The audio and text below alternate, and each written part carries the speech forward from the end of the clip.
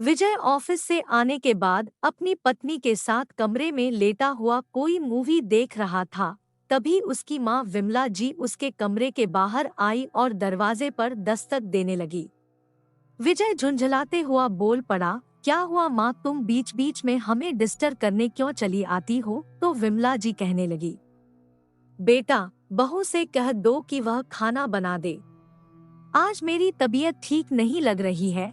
विजय गुस्से में बोला, माँ, आपको खाना बनाना आता है न, तो आप मेरी पत्नी को क्यों परेशान कर रही हो? मैंने तो आपसे गांव में ही कह दिया था कि आप मेरे साथ शहर चलोगी तो घर के कामों में सक्रिय रहना पड़ेगा, वरना मेरी पत्नी बुरा मान जाएगी। उस समय तो आप खुशी खुशी तैयार हो गई थी। विमला जी कहने लगी, बेटा, मैं काम तो करती ही हूँ ना। आज मेरी तबीयत ठीक नहीं लग रही है, इसलिए मैं मना कर रही हूँ ना। विजय उठ खड़ा हुआ और कहने लगा, आप ऐसे नहीं मानोगी।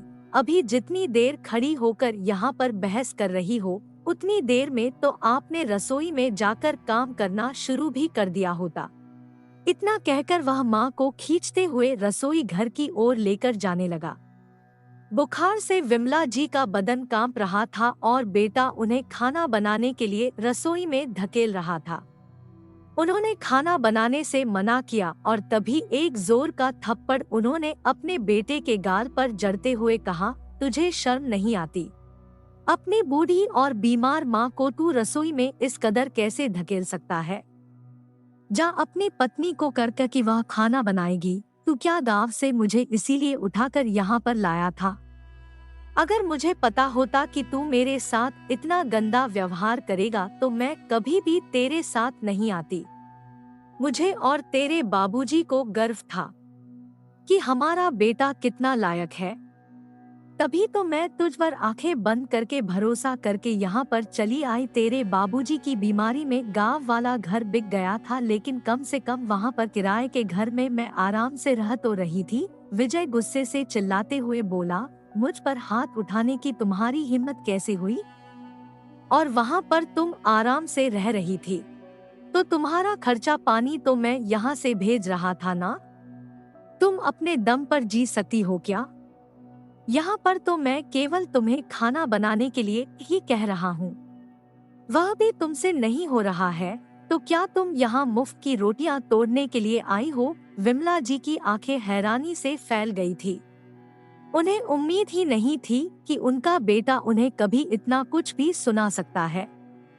उनकी आंखों से आंसू बहने लगे और वह बेटे को घूरते हुए चुपचाप अपने कमरे में चली गई, क्योंकि अब उन्हें लग रहा था कि बेटे से बहस करने का कोई फायदा नहीं है, क्योंकि बेटे की आंखों का पानी सूख चुका था।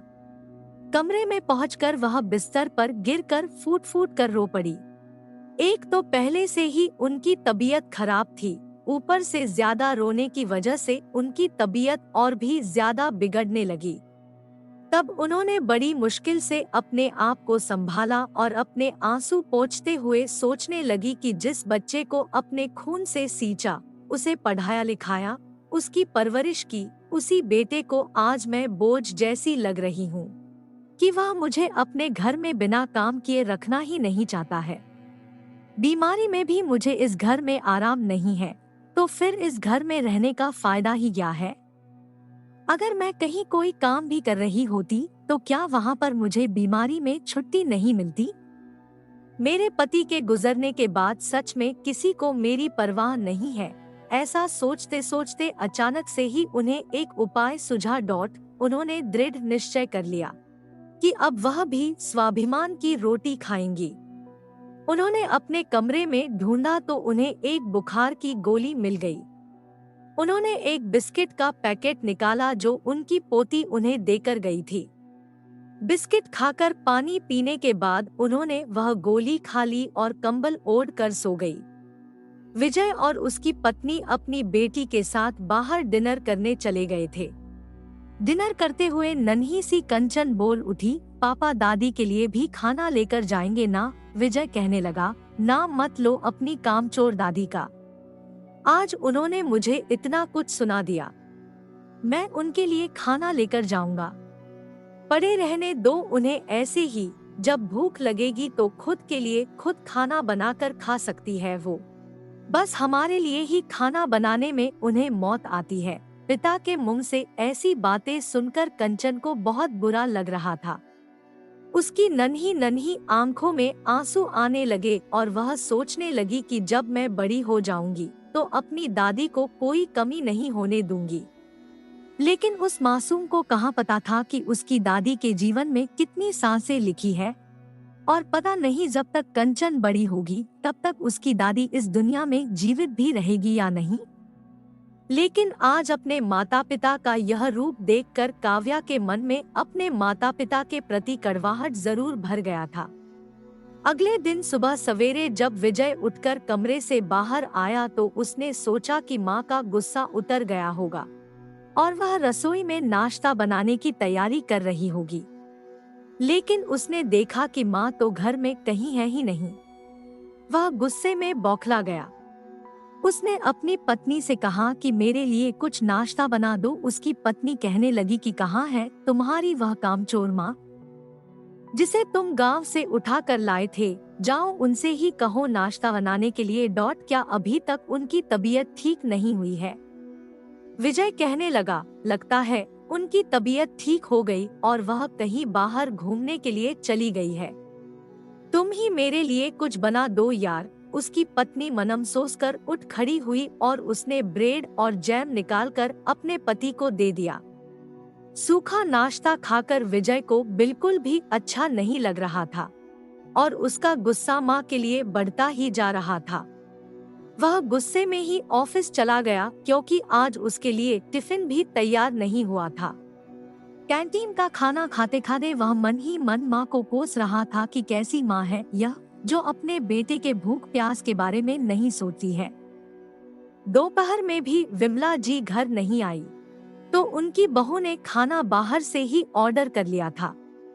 लेकिन हर समय खाना बाहर से तो नहीं खाया जा सकता था, इसलिए उसे भी अपनी सास पर बड़ा गुस्सा आ रहा था। शाम को विजय घर आया तो उसकी पत्नी कहने लगी, देखो जी अभी तक तुम्हारी माँ घूम फिर कर वापस नहीं आई है। अब तो विजय का गुस्सा और भी ज्यादा भड़क गया और वह कहने लगा, यह सुबह से आखिर घूम कहाँ रही है? आने दो उसे, मैं उसकी अच्छे से खबर लेता हूँ। उसे जरा भी चिंता नहीं हो रही थी कि उसकी माँ सुबह से ही कहाँ गायब है। उल्टा वह तो माँ को सबक सिखाने के बारे में सोच रहा था। शाम के 7 बजे विमला जी घर आई तो विजय ने आते ही उनका रास्ता रोक लिया और कहने लगा, माँ तुम कहाँ चली गई थी? सुबह से हम लोग कितना परेशान हैं। विमला जी व्यंग्य से बोली, तुम मेरे लिए परेशान हो या इस बात से परेशान हो कि तुम्हें बना बनाया खाना नहीं मिला? इस बात पर विजय भड़क गया और कहने लगा, अरे राशन पानी मेरा है, बस आपको बनाना ही तो है, इतने में ही आपको जोर आ रहा है। विमला जी कहने लगी, देख बेटा मैं यह मुफ्त की गुलामी छोड़ती हूँ क्योंकि 2 रोटियों के लिए मुझे काफी कुछ सुनना पड़ता है और दिन भर काम भी करना पड़ता है। मैंने अपने लिए काम ढूंढ लिया है और रहने की व्यवस्था भी हो गई है। अब मुझे यह अपमान की रोटियां नहीं खानी। तुम लोग अपनी गृहस्थी अपने हिसाब से चलाओ, जिसे खाना बनाना है बनाए या बाहर खाने जाओ, मुझे उससे कोई मतलब नहीं है। इतना कहकर वह अपने कमरे में सामान लेने के लिए चली गई। जब वो वहां से जाने लगी तो कंचन की आंखों से आंसू बहने लगे। उन्होंने कंचन को गोद में उठाकर प्यार किया और कहने लगी, बेटा मैं तुझसे मिलने के लिए बीच बीच में आती रहूंगी, लेकिन मेरा जाना जरूरी है। कंचन ने अपनी दादी की हथेली थामते हुए कहा, दादी मैं आपका दुख समझती हूँ, आप जाओ, मैं आपके लिए बहुत खुश हूँ। अब आपको पापा मम्मी की डांट नहीं सुननी पड़ेगी। विमला जी ने उसे खूब ढेर सारा प्यार दिया और वहाँ से चली गई।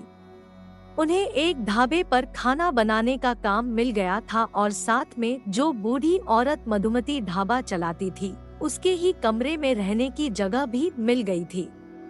मधुमती अपने पति के गुजरने के बाद अकेले ही ढाबा चलाती थी और विमला जी की दोह भरी कहानी सुनने के बाद मधुमती ने उन्हें भी अपने साथ ही रहने के लिए कह दिया था।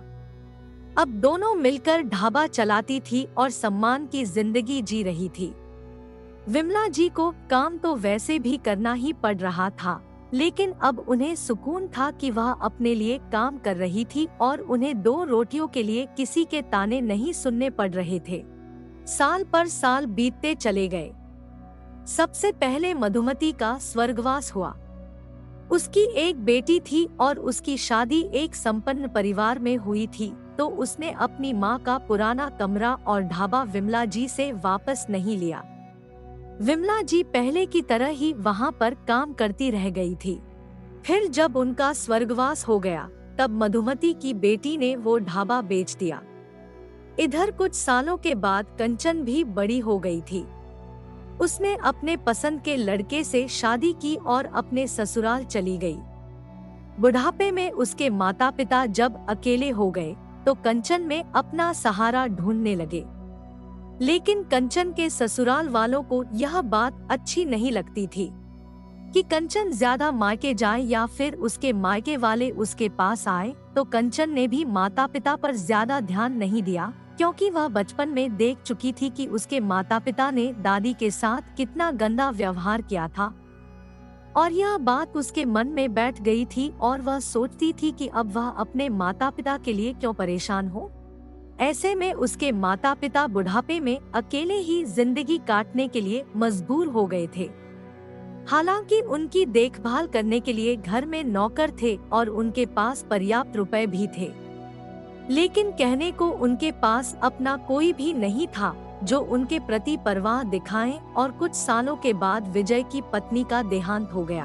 अब खाली घर उसे काटने को दौड़ता था, लेकिन उसे अब अकेलेपन का कष्ट ही भोगना था, क्योंकि उसने अपनी असहाय माँ के साथ बहुत बुरा व्यवहार किया था और अब वही सब लौटकर उसके साथ हो रहा था। वह अकेले छटपटा रहा था, अपनी माँ के साथ किए हुए बुरे व्यवहार को याद करके रोता था। लेकिन अब रोने से कुछ भी ठीक होने वाला नहीं था, क्योंकि कंचन अपने गृहस्थी में खुश थी और उसके मन में पिता के लिए इतनी कड़वाहट थी कि वह नाम मात्र के लिए कभी कभार 2 मिनट फोन पर उनका हाल चाल ले लेती थी। बेटी के शब्दों में छिपे हुए रुखाई को महसूस करके विजय का कलेजा कट कर रह जाता था। लेकिन वह इसे ही अपनी नियति मानकर अपने जीवन के आखिरी दिन अकेले ही काटने को मजबूर था। तो दोस्तों, आपको यह कहानी कैसी लगी? कमेंट करके जरूर बताइएगा और हमारी लिखी हुई और नई कहानियों के लिए सेंटिमेंटल सागास चैनल को सब्सक्राइब जरूर कर लीजिएगा। धन्यवाद।